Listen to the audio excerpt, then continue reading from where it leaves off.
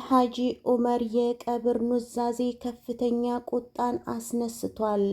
በኑዛዜያቸው መሰረት ሐጂ ዑመር የሚቀበሩት ማንኛውም ሙስሊም ማህበረሰብ በሚቀበርበት ቦታ አይደለም። የተፈራው እዚህ ጋር ነበር። ሙፍቲ ሐጂ ዑመር የቀብር ኑዛዜያቸው እንዲህ ይላል። አሰላሙ አለይኩም ወራህመቱላሂ ወበረካቱሁ። ቀብራቸው በኑዛዜያቸው መሰረት ይፈጸማል።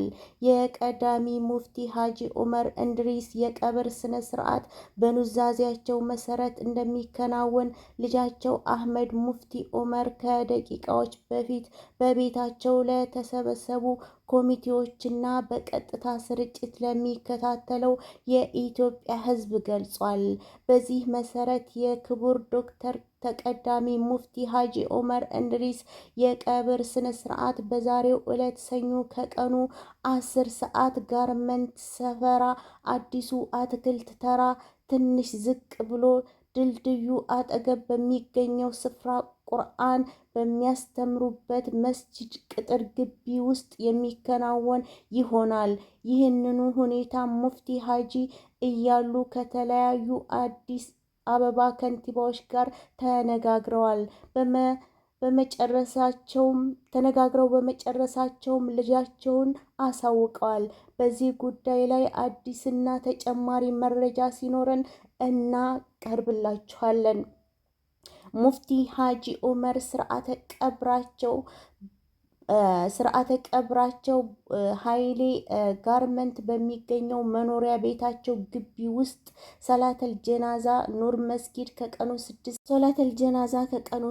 6 ሰዓት ላይ ይሰገድባቸዋል።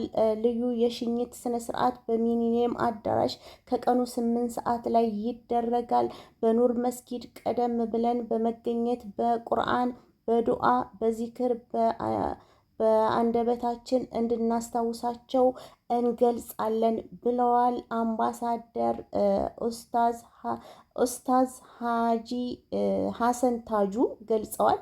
እንግዲህ የሙፍቲ ሐጂ ዑመር ስርዓተ ቀብር የሚፈጸመው በመኖሪያ ቤታቸው ግቢ ውስጥ መሆኑን ልጃቸው ከዚህ በፊት በህይወት እያሉ የተናገሩትን ቃላቸውን ለመፈጸም ገልጸዋል ማለት ነው።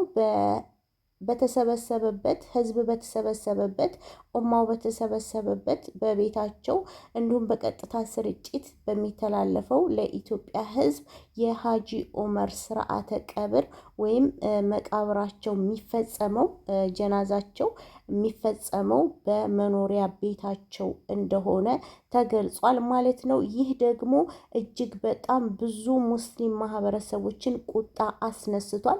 ምክንያቱም እሳቸው ከሰዎች የተለዩ ስላልሆኑ ማንኛውም ሰው የሚቀበርበት የሙስሊም መቃብር መቀበር ሲገባቸው ተለይተው ለብቻቸው መቀበራቸው ይህ ሌላ ዓላማ እንዳለው ያመለክታል። ህዝበ ሙስሊሙ እንዲሁም ደግሞ እሳቸውን የሚወዱ እሳቸውን እንትን የሚሉ ነገ ጧት የቀብር አምልኮት ሊያደርጉባቸው ሁላ ይችላሉ። እውነቴን ነው የምላችሁ። ቤትም ሆነ ቤትም እንደዚህ ተለይቶ መቃብር እንትን አይባልም። ማንኛውም ሰው ሲሞት እኩል ነው። በነገራችን ላይ አፈር ነው የምንገባው፣ ጉድጓድ ነው የምንገባው። ስርዓተ ቀብራችንም አንድ ቦታ ነው። የማንኛውም ሰው ስንት አሊም ሞተዋል፣ ስንት ሼክ፣ ስንት ኡስታዞች ሞተዋል። የተቀበሩት ማንኛውም ሙስሊም ማህበረሰብ የሚቀበርበት ቦታ ነበረ። እንግዲህ የእሳቸው በተለየ መልኩ ተወስዶ በቤታቸው ግቢ ውስጥ ቁርአን ሲያቀርቡ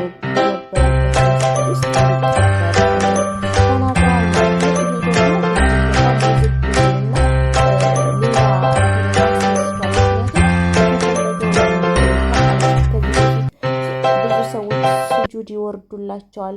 ዝቅ ብለው እሳቸውን እንትን ይላሉ ማለት ዝጋ ያኔ ሙት መውቀስ ምናምን ሳይሆን ሸሪዓችን የማይፈቅደውን ነገር ብዙ ሰዎች ሲያደርጉ እናያለን።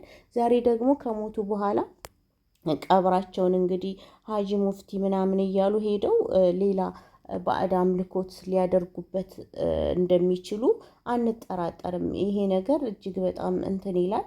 እንግዲህ ኑዛዜያቸው በኑዛዜያቸው መሰረት ስርዓተ ቀብራቸው የሚፈጸመው በቤታቸው እንደሆነ ልጃቸው ተናግሯል። ብዙ ኡስታዞች፣ ብዙ ሙስሊም ማህበረሰቦች በተለያዩ ሶሻል ሚዲያ ላይ አይታችሁ ከሆነ ይሄንን አውግዘዋል። በጣም ያሳዝናል። ምክንያቱም በክብር ማንኛውም ሙስሊም በሚቀበርበት ቦታ ቢቀበሩ መልካም ነው ማለት እዚህ ጋር ለብቻቸው መቀበራቸው እውነቴን ነው ለራሳቸውም እረፍት አይሰጣቸውም፣ ሰላም አያገኙም። በመቃብር ቦታ ራሱ ሆነው ማለት ነው። ሰው ታውቃላችሁ ብዙ ነገር ያደርጋል። ያው እኔ እዚህ ጋር ዘርዝሬ ማውራት ባልፈልግም ሲደረግ የነበረውን ከአሁን በፊት በቃ ስጁድ እንወርድ የምንችለው ለአላህ ብቻ ነው። ብዙ ሰዎች ግን እሳቸውን ስጁድ ይወርዱላቸዋል፣ እንደዚህ ብዙ ነገር ያደርጋሉ። እና ከዛ አንፃር አሁን ከሞቱ በኋላ ካለፉ በኋላ ስርዓተ ቀብራቸው ከተፈጸመ በኋላ መቃብር ቦታቸው እየሄዱ ብዙ ነገር ከሸሪዓ ያፈነገጠ አላህ የማይፈቅደውን ያልታዘዝነውን ነገር ህዝቡ ሊያደርግ ይችላል ባለማወቅ ማለት ነው። እና ይሄ አግባብ እንዳልሆነ ነው ሁሉም እየተናገረ ያለው። የኔም ሀሳብ የኔም አስተያየት ማንኛውም ሰው የሚቀበርበት ቦታ ቢሆን እጅግ በጣም አሪፍ ነበረ። ግን ደግሞ እንግዲህ ከባለቤት ያወቀ ቡዳ ነው ይባላል። ለማንኛውም ስርዓተ ቀብራቸው የሚፈጸመው በመኖሪያ ቤታቸው መሆኑ ተገልጿል። ይሄ ደግሞ ከፍተኛ ቁጣን እና ውዝግብን አስነስቷል። ለምን ዓላማ ተፈልጎ ነው ለብቻ ተለይተው ሊቀበሩ የሚችሉት የሚል በህዝቡ ላይ ጥያቄ ፈጥሯል። ከአሁን በፊት በሚያዩት አንጻር ማለት ነው። እና እውነት ለመናገር እኔ አግባብ ነው ብዬ አላስብም። የተደረገው ነገር አግባብ አይደለም። ማንኛውም በሚቀበርበት ቦታ ሄዳችሁ ዱዓ እያደረጋችሁ ቁርአን እየቀራችሁ ስርዓተ ቀብራቸውን ብትፈጽሙ አሪፍ ነበረ። እንግዲህ ኑዛዜያቸውን ልጃቸው ተናግሯል። ልጁ በተናገረው መሰረት ስርዓተ ቀብራቸው በመኖሪያ ቤታቸው እንደሚፈጸም ተገልጿል። አምባሳደሩም ገልጸዋል። ብዙ ሰው ተናግሯል ማለት ነው።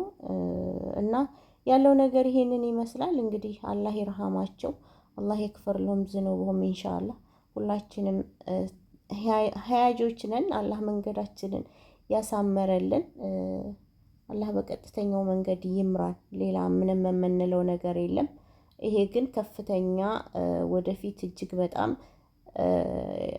በቀብራቸው ላይ ብዙ ነገር ይፈጸማል ብዬ ነው እኔ የማስበው ካለው ከምናየው አንፃር ማለት ነው። እና በጣም ከባድ ነው። ህዝበ ሙስሊሙም ትክክል ነው ብዬ ነው የማምነው። ምክንያቱም ሸሪዓው ያልፈቀደውን ነገር አንድ ሰው መስጊድ ውስጥ ሊቀበር አይችልም። አንድ ሰው ቤቱ ግቢ ውስጥ፣ አንድ ሰው መስጊድ ውስጥ ሊቀበር አይችልም። እንግዲህ ብቻ አላህ ይህዲነ ሁላችንንም፣ አላህ ሂዳያ ይስጠን። ሌላ ምን ይባላል? ውድ ቤተሰቦቼ እንግዲህ ለዛሬ ያለኝ መረጃ ይሄንን ይመስላል። መልካም ጊዜ። ወዳችኋለሁ። አላህ ይጠብቀን። ዱአ አድርጉላቸው። አላህ ይግፈር ለሁም ዝኑብሁም ኢንሻአላህ።